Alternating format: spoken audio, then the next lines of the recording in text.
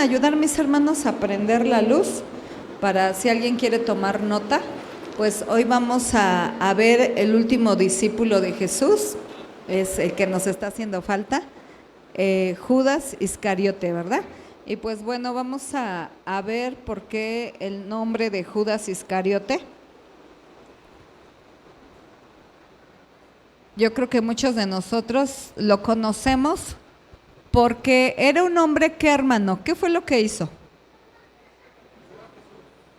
Entregó a Jesús, otra palabra, lo traicionó. Ajá. Es dos palabras las cuales cuando nos dicen Judas Iscariote pensamos traición. Ajá. Bueno, ¿sí alcanzan a ver por el arca? ¿O hay que bajarla? ¿Sí la alcanzan a ver? ¿Sí? Bueno, vamos a ver la siguiente diapositiva. Vamos a tratarnos de ir rápido, hermanos, porque recuerden que hoy tenemos examen, ¿verdad? Dice mi esposo, creo que el Señor está de nuestro lado y como hay lluvia no va a haber examen. Pero bueno, vamos a ver la siguiente diapositiva, mis hermanos. Miren, ahí es Iscariote, hermanos, porque él era de nacimiento de una región llamada Queriot. ¿Puede repetir el nombre? Queriot. Ajá, entonces era Iscariote porque era de Queriot. Es como decir, yo soy mexicano porque soy ¿de dónde? De México. Ajá. Bueno, algo así. Y el nombre de su padre se llamaba Simón. ¿Puede repetir, hermano? Simón, ok. Y él tenía, hermanos, una encomienda, la cual el Señor Jesucristo se la dio. Cuando escogió a los 12 discípulos, a él lo puso como tesorero. Quiero decirle, hermano, algo que es bien importante y sí quisiera que usted me prestara atención en esto que le voy a decir. Porque usted dentro de la iglesia, muchos de nosotros servimos aquí en su casa, ¿sí? Tenemos algo y les voy a decir, mis hermanos, qué es lo que pasaba con los discípulos. Muchos de ellos estaban en una posición que Jesús los había puesto, pero que no eran competentes, ¿sí? O sea, fíjense cómo era el Señor Jesús. Les decía, sabía de qué, como dicen por ahí, de qué pie cojeaba Judas Iscariote, porque era tramposo, era ratero.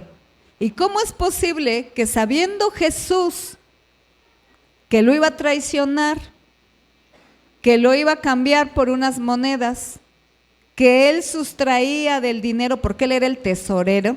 ¿Cómo es posible, hermanos? Es lo que quisiera yo en este momento que ustedes pensaran, que cómo es posible que Jesús, sabiendo esto, ustedes por qué se imaginan que lo pone en este puesto. ¿Alguien me quiere decir? Para ver si se arrepentía. ¿Alguien más? Para ponerlo a prueba. ¿Algo más? Para darle una oportunidad, hermanos.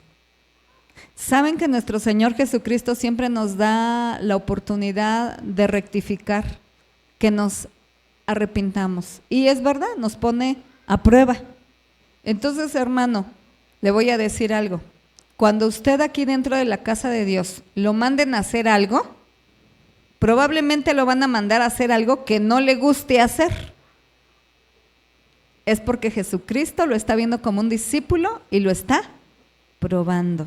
Y seguramente estamos haciendo algo erróneamente y por eso Él nos está dando otra oportunidad. Miren, tenemos también otro ejemplo, el ejemplo de Pedro, ¿sí?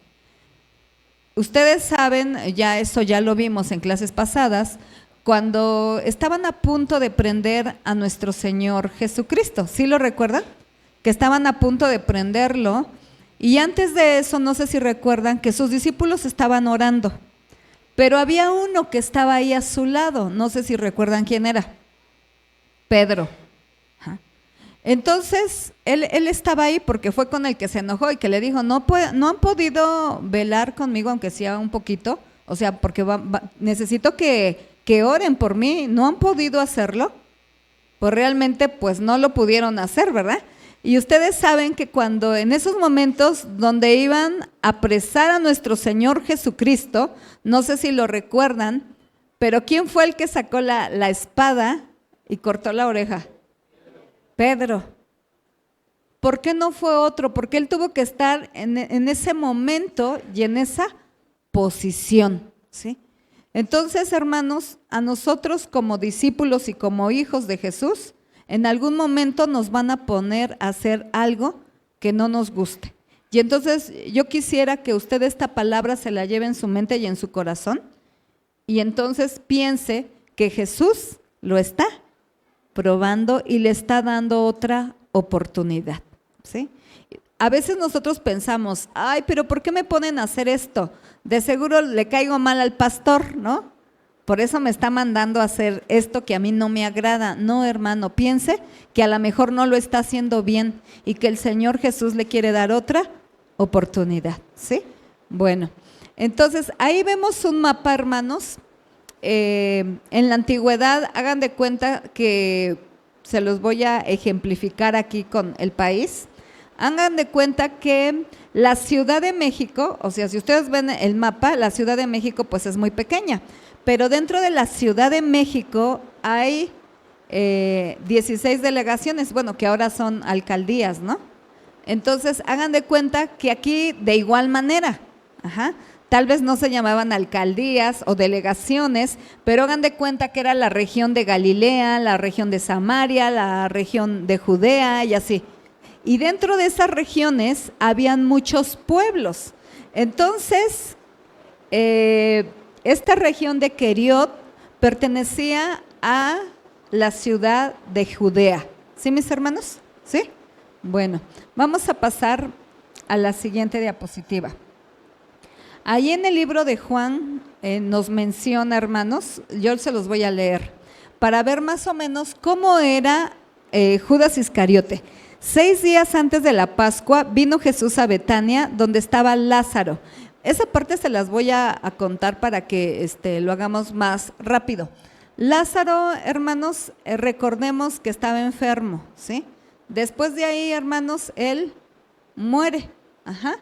Entonces, imagínense usted la escena que alguien de nosotros muriera y que fuera Jesús y lo resucitara. Obviamente yo quiero pensar que si un día Jesús regresara a su casa, ¿usted qué haría por Jesús? ¿Cómo lo recibiría? Porque resucitó a su hijo, a su esposo, a su esposa. ¿Cómo lo recibiría? Con gusto, pero ¿qué haría? O sea, nada más le abriría la puerta y ¡ay, qué bueno que me visitas! No, hicieron una fiesta, hicieron una cena, lo recibieron con algo especial. Lázaro, María y Marta. Dice ahí que Marta estaba cocinando. Yo me imagino que dice la palabra de Dios así textualmente, que le prepararon una cena. Al prepararle una cena le estaban haciendo una fiesta al Señor Jesús. Y no era para menos, porque había resucitado a Lázaro.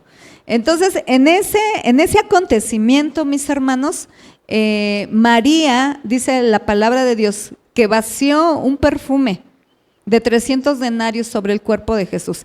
Imagínense ese perfume tan concentrado, tan caro, que recordemos que esa cantidad, hermanos, ya lo habíamos visto en otra, creo que en otra clase, era el salario de un año. Y fíjense que aquí menciona, o de alguna manera nos enseña el corazón de Judas. Porque dice la palabra de Dios que cuando ella vació el perfume en el cuerpo del Señor Jesús, dice que todo el cuarto comenzaba a oler muy rico, con ese aroma del perfume. Yo me imagino, hermanos, que era un aroma muy concentrado, un aroma muy rico, muy bonito. Y entonces estaba ahí Judas y dijo, pero qué desperdicio. ¿Cómo es posible que ese perfume O sea que fue ganado, él lo sabía, durante 365 días del año y que ahorita se lo pongan a Jesús, ¿no? O sea, es como un desperdicio. Entonces, fíjense cómo nuestro Señor Jesús conoce las intenciones de nuestro corazón. Porque él le dijo, Judas le dijo, es que esto era para los pobres. O sea, ¿por qué mejor en vez de haberlo derramado sobre de ti, Señor Jesús, mejor lo hubiéramos vendido, hubiéramos sacado una buena cantidad de dinero y lo hubiéramos repartido a los más necesitados? Porque se supone que como él era el tesorero, era lo que hacía, ¿sí? Ahí, hermanos, también quiero hacer hincapié en algo. Nosotros aquí en esta iglesia, hermanos, ayudamos de todas las formas posibles. No solamente oramos por las personas, porque hay un grupo de intercesión, hay hermanos que están orando. No solamente los ministramos para que sean libres, se les dé el discipulado, se les ministra, sino que también a veces les ayudamos económicamente o con lo que tengamos les ayudamos. El Señor Jesucristo lo hacía.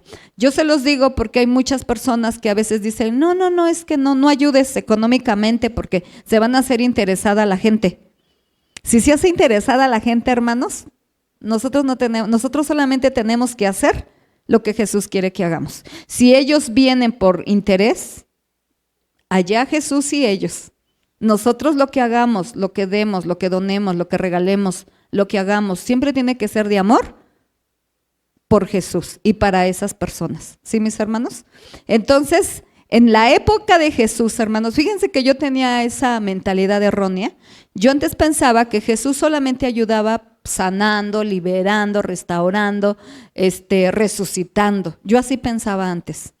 Pero cuando me topo con estos pasajes y puedo ver que dentro del grupo de los discípulos había un tesorero y que ese dinero no solamente era para que ellos se alimentaran, sino que también era para ayudar a los pobres. Así dice la palabra de Dios. Ajá. Entonces ese tesorero era Judas Iscariote. Ajá. Judas de Queriot. Bueno, entonces en realidad aquí, hermanos, voy a continuar leyendo. Y dijo uno de sus discípulos, Judas Iscariote, hijo de Simón, el que le había de entregar: ¿por qué no fue este perfume vendido por 300 denarios y dado a los pobres? Pero dijo esto no porque se cuidara de los pobres, sino porque era ladrón. Y teniendo la bolsa, o sea, tenía ahora sí que el cofrecito del tesoro, porque era el tesorero. Y aquí, hermano, esta descripción la está dando ¿quién? ¿Qué apóstol? ¿Qué discípulo? Juan. Ajá. Entonces Juan, ahora sí que cuando él escribió este libro, hermanos, se supone que ya había pasado todo. Jesucristo ya estaba muerto, ya se supo la verdad, se descubrió el corazón de Judas Iscariote, hermanos. Ajá. Entonces, fíjense cómo Juan lo describe. O sea, él era un ladrón, porque dice, y teniendo la bolsa sustraía de lo que se echaba en ella. Recordemos, hermanos, que muchas mujeres ayudaban al ministerio de nuestro Señor Jesús. Mujeres que tenían una posición económica alta, ¿sí? Porque tenían jerarquía, sus esposos eran hombres prominentes del gobierno y entonces muchas de esas mujeres se convirtieron a Cristo. Entonces estas mujeres sostenían el ministerio de nuestro Señor Jesús, ¿sí? Bueno, vamos a ver la que sigue. Allí en Juan capítulo 13 dice: habiendo dicho Jesús esto, se conmovió en espíritu y declaró y dijo: de cierto os digo, que uno de vosotros me va a entregar. Esta parte, mis hermanos, fue cuando se puede decir que, no sé, momentos antes de que a él lo tuvieran preso, hermanos, llegaran a prenderlo. Recordemos, hermanos, que él primero les lavó los pies a los discípulos, después fue el que repartió la cena, ¿sí? O sea, tuvo un momento de intimidad con sus discípulos y él ya sabía que Judas lo iba a entregar. Ajá. Entonces, aquí les dice, esta parte de igual manera yo ya se las había narrado en clases pasadas, donde dice que Juan estaba recostado sobre Jesús, estaba recostado porque lo amaba, ¿verdad? sentía esa confianza, esa libertad para acostarse en su hombro, en su pecho. Y entonces estando ahí diciéndole todas estas palabras el Señor Jesús, Pedro le hizo seña y le dice, pues ya que lo tienes ahí cerca, pregúntale, ¿quién es el que lo va a entregar? Y entonces le dijo, pues al que yo remoje el pan y se lo dé. O sea, aquí, hermanos, también yo quisiera dar a entender que ustedes pudieran comprender, hermanos, el amor de Jesús.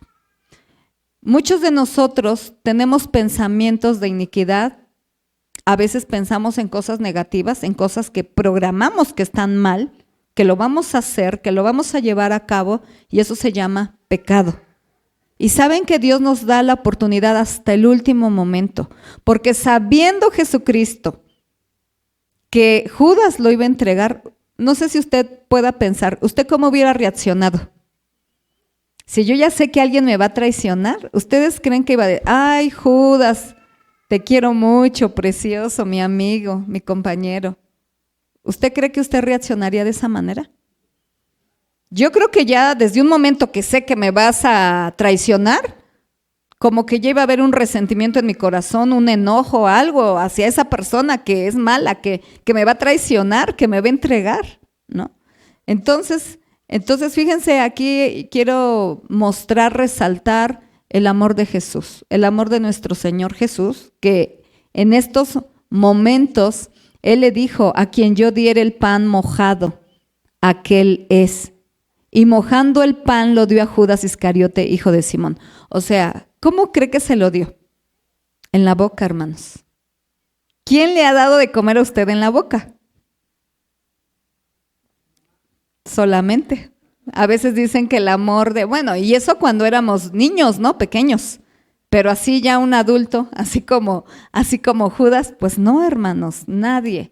Sabiendo Jesús que era su enemigo, que lo iba a traicionar, Él no lo vio así, sino que Él le dio el bocado en la boca. Se lo dio, ¿verdad? Y fíjense lo que pasó. A quien yo diera el pan mojado, aquel es. Y mojando el pan lo dio a Judas Iscariote, hijo de Simón.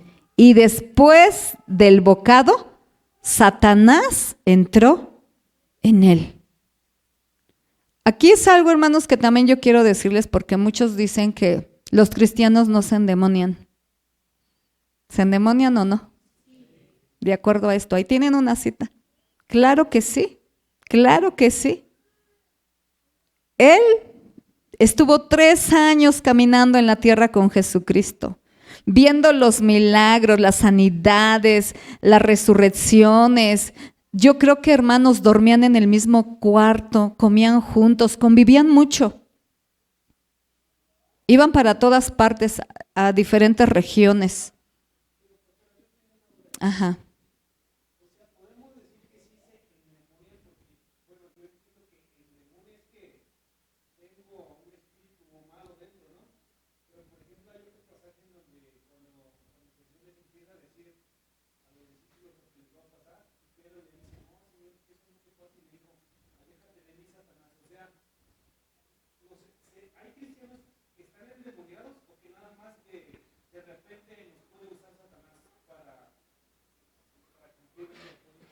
Sí, pues las dos cosas. Hay cristianos, o sea, porque conocen a Jesús, porque aceptaron a Jesús en su corazón, y el demonio, ahora sí que el demonio entra en ellos. Y hay cristianos que están oprimidos, que es diferente. Ajá. O sea, una cosa es cuando están las personas endemoniadas y uno va y ora por ellos, después cuando ellos vuelven en sí, no supieron, no se acuerdan qué fue lo que pasó. ¿Por qué? Porque el demonio toma su conciencia, toma su cuerpo. Cuando es una opresión, el demonio no toma tu conciencia, porque tú estás ahí presente de todo lo que están orando, de todo lo que te están diciendo. Es muy diferente. Aquí, dentro de esta casa, ha habido de todo, ¿no? Y de verdad, hermanos, no tiene mucho que liberamos a una hermana, que no es de esta iglesia, es de otra, pero de verdad es del testimonio que yo les conté. O sea, ella es una servidora de Dios, pero ¿en qué momento abrió puertas? ¿En qué momento entró Satanás en ella. Bueno, no Satanás exactamente, un demonio, ¿sí? Y cuando los toman, pues ahora sí que pierden la conciencia. Ellos no hablan, los que hablan son los demonios tomando su cuerpo.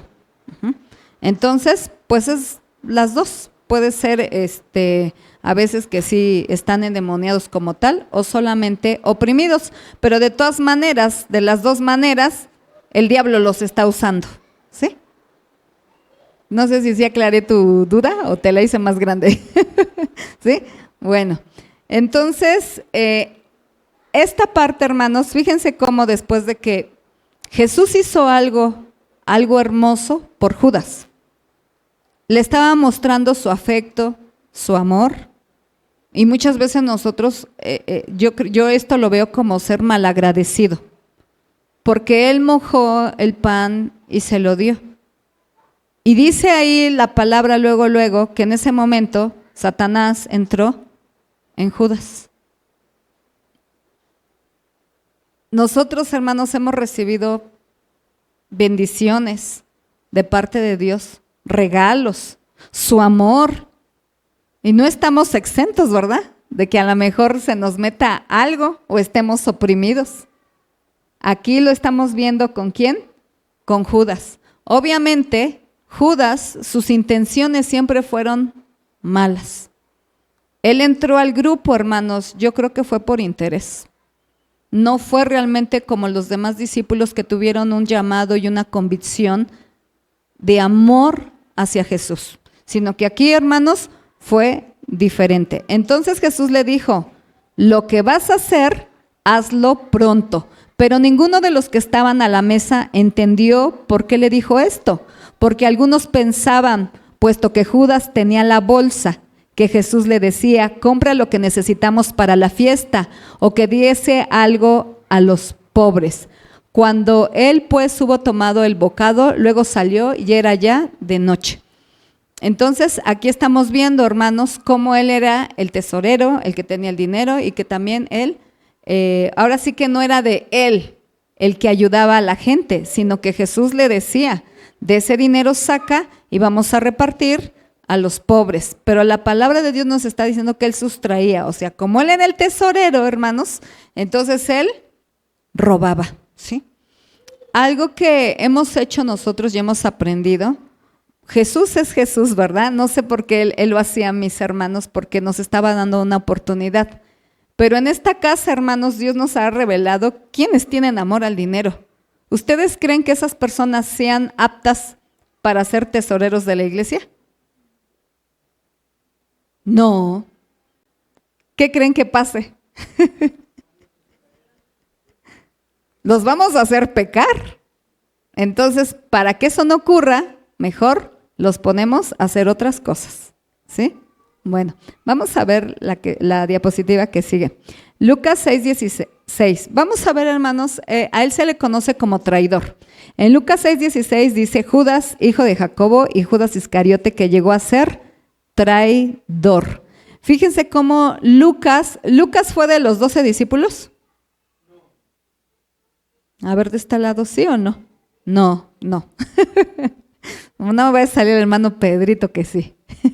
No, Lucas no fue de los 12 discípulos. Él escribió, hermanos. Él se supone que anduvo investigando, porque él no estuvo ahí presente. Sin embargo, escribió el libro de Lucas. Él escribió Lucas. Y fíjense cómo se conocía ya en ese medio como que Judas el traidor. Ajá. Y entonces vamos a ver qué es un traidor. Traidor que incumple con la confianza depositada en él. Traidor es aquella falta que quebranta la lealtad o fidelidad que se debería guardar hacia alguien. Traidor es defraudar cuando una persona confía en otra y ésta actúa de una manera contraria a la esperada, se dice que la traiciona. Y saben, hermanos, yo creo que muchos de nosotros en algún punto hemos sido traidores. No solamente de Jesús, hemos traicionado su confianza, sino que también tal vez hemos traicionado a nuestra esposa, a nuestro esposo, a un amigo, a nuestra mamá. Y esa parte, hermanos, la tenemos que arreglar si queremos ser realmente verdaderos discípulos de Jesús. Vamos a ver la que sigue, mis hermanos. Mateo 26. Aquí estamos viendo otro discípulo, cómo vio la situación de Judas. Aquí dice, entonces uno de los 12, que se llamaba Judas Iscariote, fue a los principales sacerdotes. Fíjense, hermanos, los principales sacerdotes no fueron a buscar a Judas. Judas es el que fue a buscar a los sacerdotes y les dijo, ¿qué me queréis dar? Y yo os lo entregaré. Y ellos le asignaron 30 piezas de plata. O sea, dijeron, vamos a hacer trueque. O sea, él fue y los buscó y dijo, yo sé dónde está Jesús. Si ustedes, ¿qué me van a dar? A cambio de que yo les entregue a Jesús.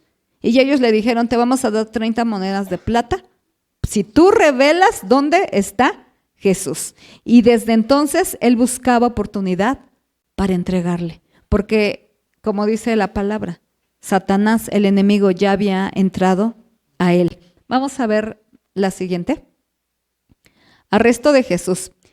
Mientras todavía hablaba, vino Judas, uno de los 12, y con él mucha gente con espadas y palos de parte de los principales sacerdotes y de los ancianos del pueblo. Y el que le entregaba les había dado señal diciendo, al que yo besare, ese es. Fíjense, hermanos, cómo, o sea, ¿qué se puede manifestar aquí? Al decir, le voy a dar un beso y con eso lo voy a entregar.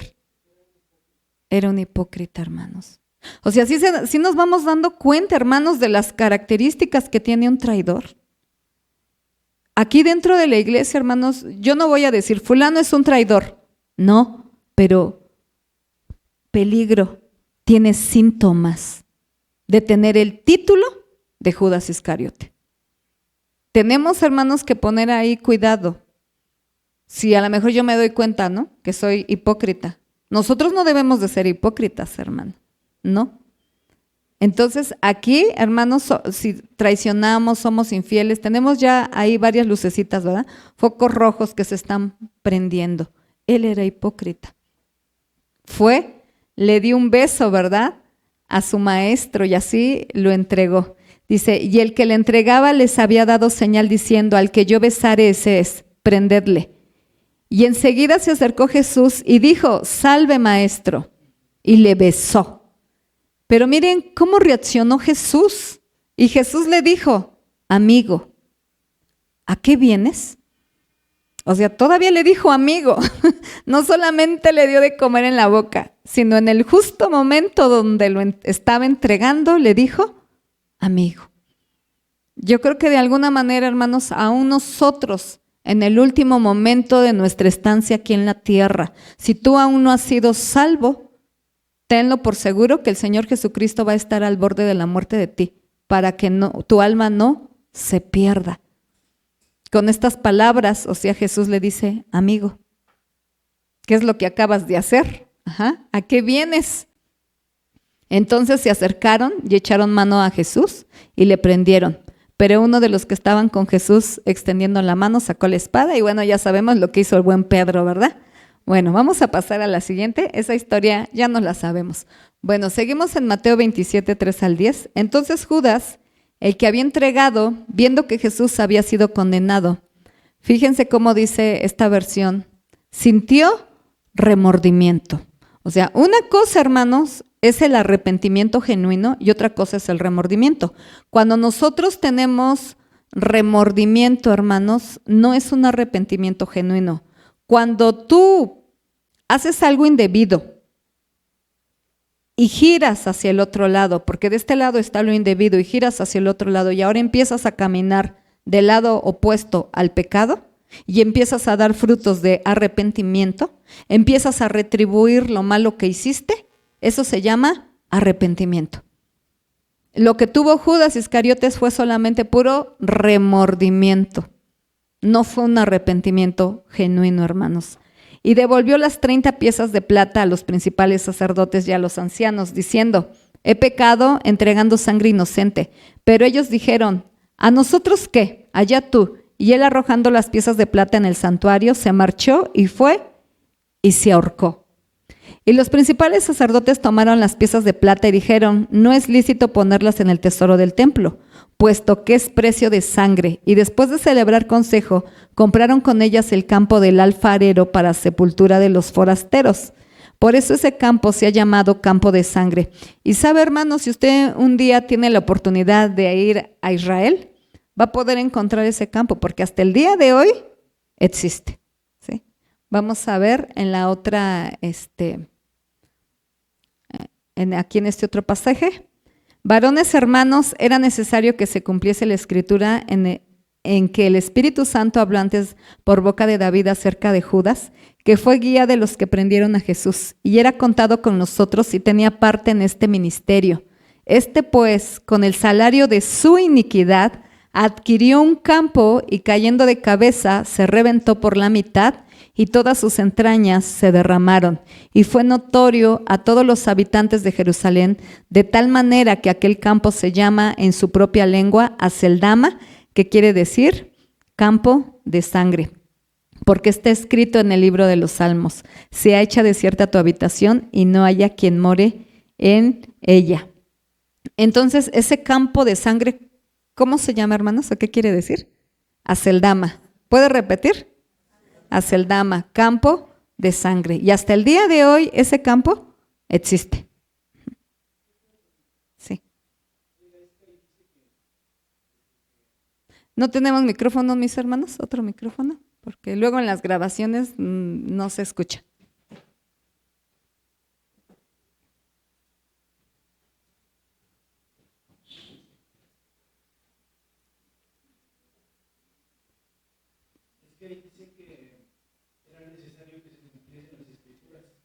O sea, que se puede decir que ya desde antes se había escrito lo que Judas iba a hacer.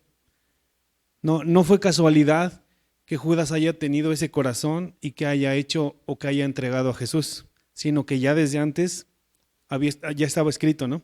Por eso Pedro ahí dice que era necesario que se cumpliesen las escrituras. Pero la duda sí que he tenido siempre es que en la actualidad puede haber gente o podemos haber gente que nacimos para eso mismo. Yo te lo voy a decir como yo lo he entendido. O sea, pudo haber sido cualquiera de los 12. No era, lo que iba a pasar, iba a pasar. O sea, el Señor Jesucristo alguien lo iba a entregar, o el Señor Jesucristo, Él iba a morir en la cruz por nuestros pecados. Eso se tenía que cumplir. Yo he entendido así, que pudo haber sido Judas, pudo haber sido Pedro, pudo haber sido Juan, pero alguien de ellos le dio esa cavidad al enemigo.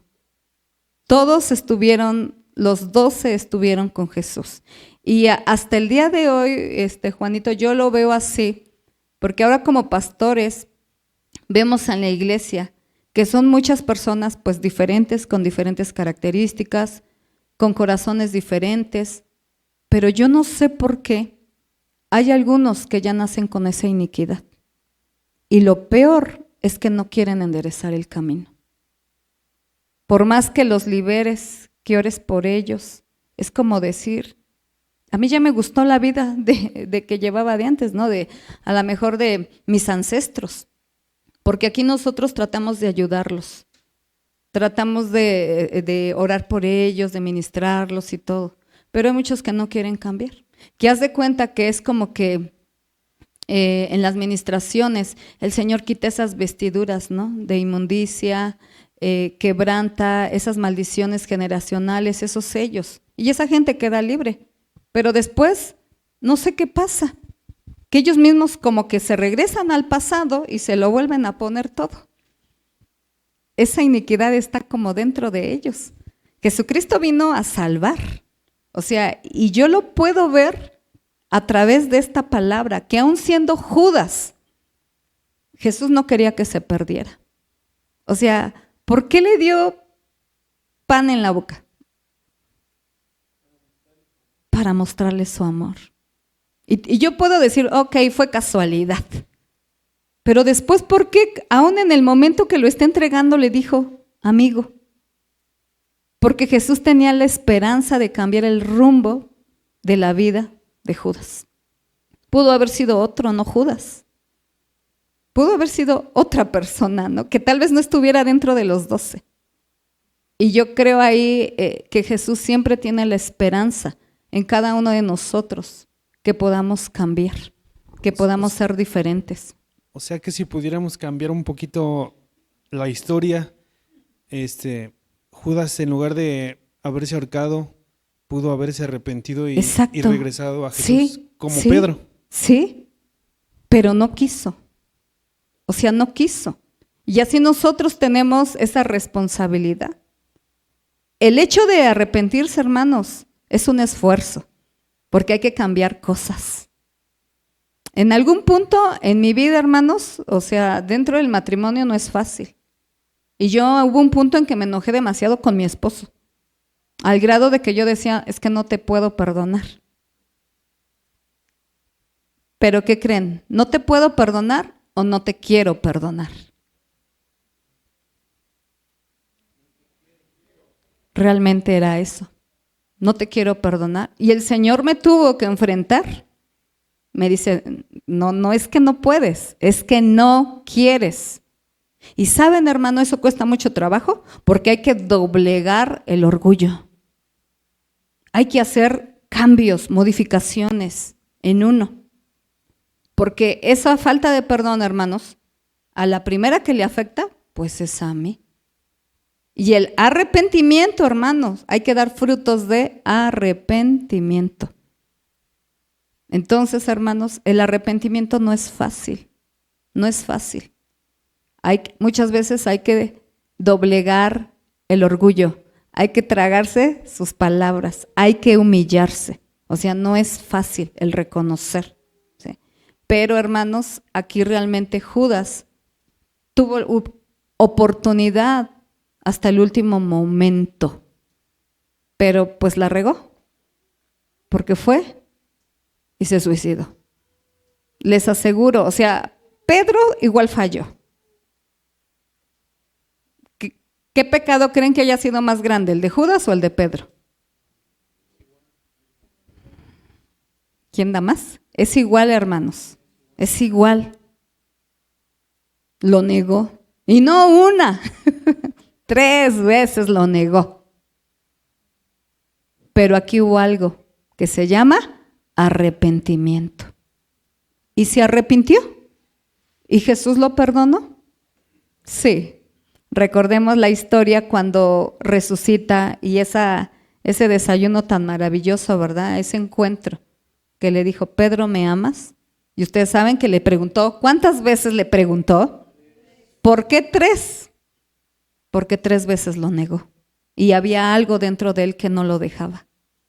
Pero ahí fue donde realmente Pedro se sintió perdonado por Jesús. Entonces, Jesús lo perdonó, hermanos.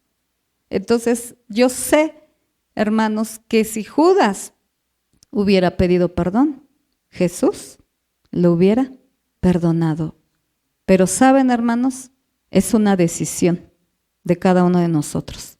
Nos podemos equivocar, podemos caer, podemos negar a Jesús, podemos traicionarlo, pero también nos podemos arrepentir de corazón y Él nos va a perdonar. Así es que no hay, hermanos, pretexto, no hay justificación. De verdad que el Señor Jesucristo va a luchar hasta el último momento para que nuestra alma no se pierda. ¿Sí? Bueno, pasamos a la siguiente. Características, pues desgraciadamente no son buenas sus características. De los otros discípulos, hermanos, teníamos características muy buenas, pero él, traidor, codicioso, deshonesto, desleal, hipócrita, me faltó. ¿Quién traiciona? Esta definición, mis hermanos, la encontré. O sea, yo quería encontrar la definición de lo que es un traidor. Y miren, quien traiciona lo hace por diferentes motivos: ambición, ansias de poder, oportunismo, aunque las características presentes en todo traidor son cobardía y soberbia. Si nosotros tenemos unos de estos síntomas, hermanos, tenemos que comenzar arrepentirnos y a buscar ese perdón de Dios.